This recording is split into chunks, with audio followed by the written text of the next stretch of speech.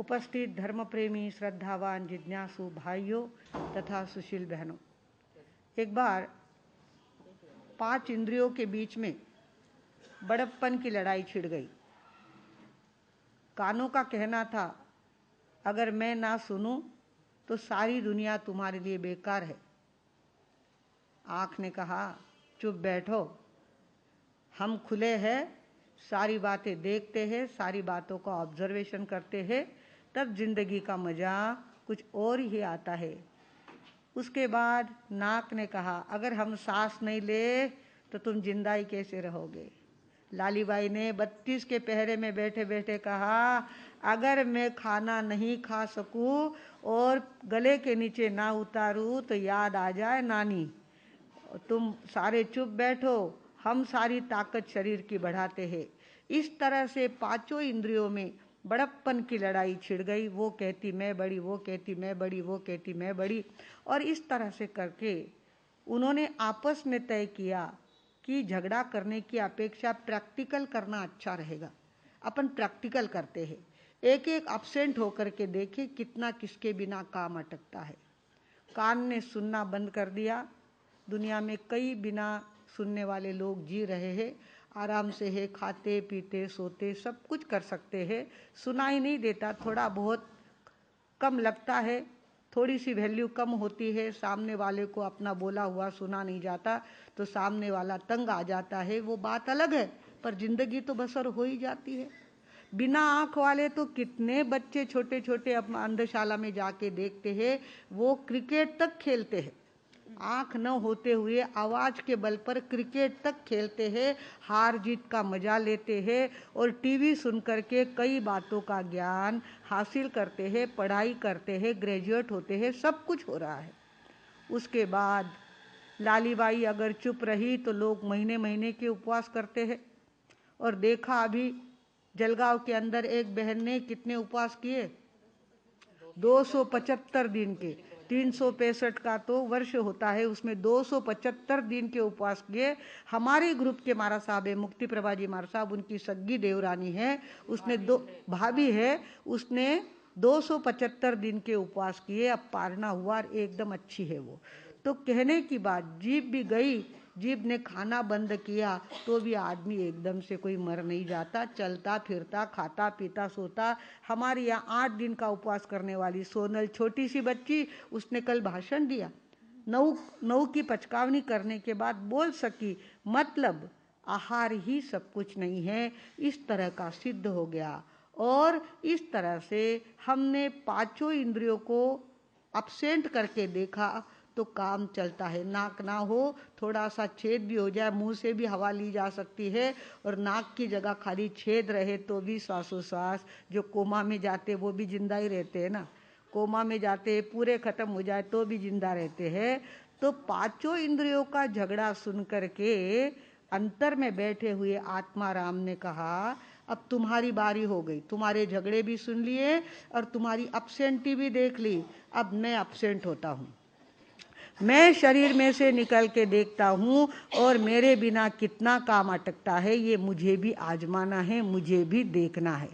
जब आत्मा ने कहा कि मैं जाता हूँ तो 5 इंद्रियों के छक्के छूट गए। अरे बाप रे, आप गए तो सारा काम तमाम हो जाएगा। लोगों को तो पता ही चलना चाहिए, गया तो के कदी ली जाओ नार। तुम्हारे जाने के बाद तो जन्मते हैं तब तो डोली, जन्मते हैं तब पत्रिका निकालते हैं, मुहूर्त देखते हैं और उसके अनुसार नाम रखते हैं, उत्सव मनाते हैं, पर मृत्यु होने के बाद तो करे उठावनार। जैसे ही पता चला कि वो खत्म हो गए कि फोन चालू हो जाते, कब ले जाने वाले हैं, कब ले जा, अरे मुहूर्त तो देखो जाने का। जब तेरी डोली निकाली जाएगी, बिन मोहरत ही उठा ली जाएगी। जब तेरी डोली निकाली जाएगी, बिन मोहरत ही उठा ली जाएगी। जर सिकंदर का यही पे रह गया, मरती दम लुकमान भी ये कह गया। कोटड़ी खाली करा ली जाएगी, बिन मोहरत ही उठा ली जाएगी। जब तेरी डोली निकाली जाएगी,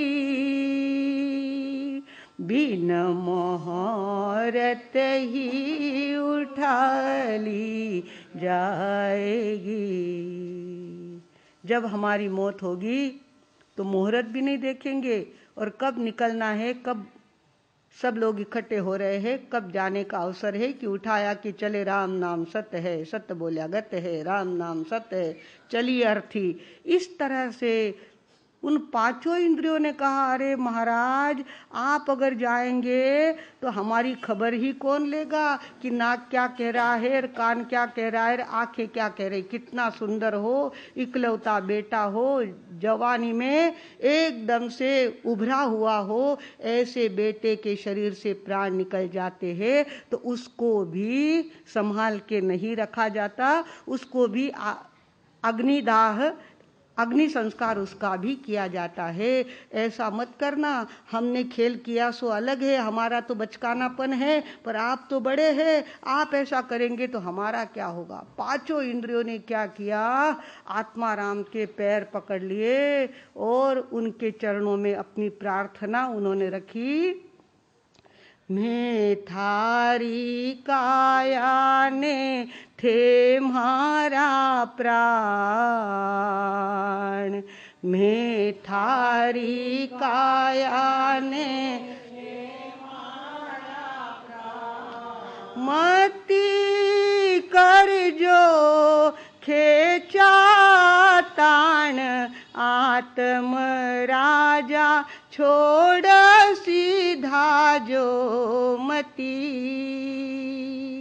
म्हारी कुण करेला संभाळ, आत्म राजा छोड़ सीधा